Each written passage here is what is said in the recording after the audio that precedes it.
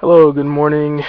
I'm Beartrapt, and this is my vlog for June 5th or 4th. I don't even remember. I think it's the 5th, 2013. This is the post Allstar blog. I'm going to announce the winner of the giveaway. The winner was actually Ed and Stuff. He was the only person who guessed Korea to win the All-Star game. I don't know why he was the only one. We saw a couple NA votes and a couple votes for Southeast Asia, but in the long run, we only had one winner. There could only be one, and there was one. So he won $10 worth of IP, which means I have a couple of the cards sitting around here somewhere. So I don't know how I'm gonna go about giving those away. But either way, let's talk about the All-Star game. The pros already said it. That EU team that showed up wasn't a practiced and ready team. It's good that North America beat them, and it's good that out of all the teams, North America looked like they had the most for Korea in the tournament, like besides China, and China just got rolled. It's really scary, I guess, to be a pro player right now, especially thinking about Worlds. You're going to have 3 Korean teams that are competing in a variable Shark Tank. I mean, think about it. That Korean All-Star team had about 3 different teams worth of people on it. So you got to imagine that those guys are going to go back to their teams and be like, okay, well, Insect does this, and, these guys do that, and, Mad Life is God, like all this other stuff about how he played Thresh. I mean, I'm not disappointed in how the North American All-Stars did. It just, the whole thing seemed to pretty much show us that NA has probably a better chance than EU at beating the Korean teams, but in the long run, the Korean team is just going to roll everybody. Hopefully, we have another season of LCS with some new LCS blood, so we'll see what happens.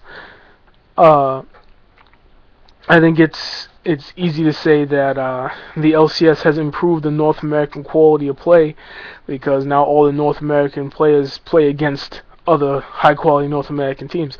I mean, I don't want to blame North America losing on any one thing. Skyra's limited champion pool, Double Lift getting caught, Dyrus not being as much of a force in lane as I think he could be, St. Vicious deciding to back in front of an entire Chinese team and get himself absolutely railroaded into the ground. There's a lot of little things, bad plays people made. The only one who looked like consistently amazing was Expertial, but if you want to go watch his vlog where he's salty about his girlfriend being on this Sirens team that ain't going nowhere.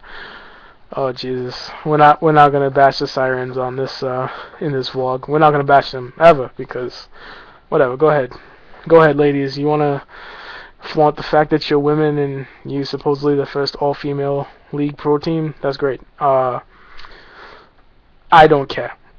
I really don't care one way or another. The teams I watch are the teams that play in the LCS and the Challenger Series. So hopefully, I'm not detracting from what they're trying to do, but unless you're playing at that highest level, you ain't really doing shit. Like, even all the stuff I do, like on my channel, I'm all proud. Look at me, I'm Beartrapt, all the nonsense. I ain't doing shit. I'm not an LCS player. I'm not even in Plat, so I'm not even in Diamond or Challenges. So you gotta take your small victories where you have them. I'm sure there's like 1,000 all-girls teams for League of Legends. They just don't get exposure, and that's one thing that the whole Sirens thing has shown us, is that some press is actually bad press. I mean, there's a lot of people bashing that shit right now, and hey man, it is what it is. I think that it doesn't matter. At the end of the day, they're not going to compete for anything, so let them go have their fun and try and sell some t-shirts or whatever it is they're going to do. Can't be mad at somebody trying to make some money, right? Other than that, I'm thinking I'm going to try and get another Clears video out. I don't know which jungler I'm going to do a clear for. I've been getting a lot of requests for Rengar. But here's the thing with Rengar. I'm trying my best not to jump into a bunch of Rengar content right now because despite the fact that I really love the champion, favorite champion. If you look at anything else on the YouTube channel, you know he's my favorite champion.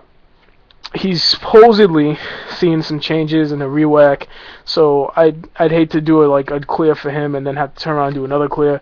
As it stands in the patch, which is supposed to hit this week, maybe patch 3.8, all the jungle clear times are going to be pushed back a little bit because all the camps are going to spawn at 155 at the same time. So your clear is going to be a little bit off. Slower junglers actually benefit from this a little bit, but we'll get into that in the next vlog. Basically, if you have any comments, questions, requests for a clears video or to do anything, you can definitely hit me up here at YouTube, send me a message, or you can go to my blog, my Tumblr, and you can send me a message there. If you follow me on Tumblr, I'm going to try and do a little contest there.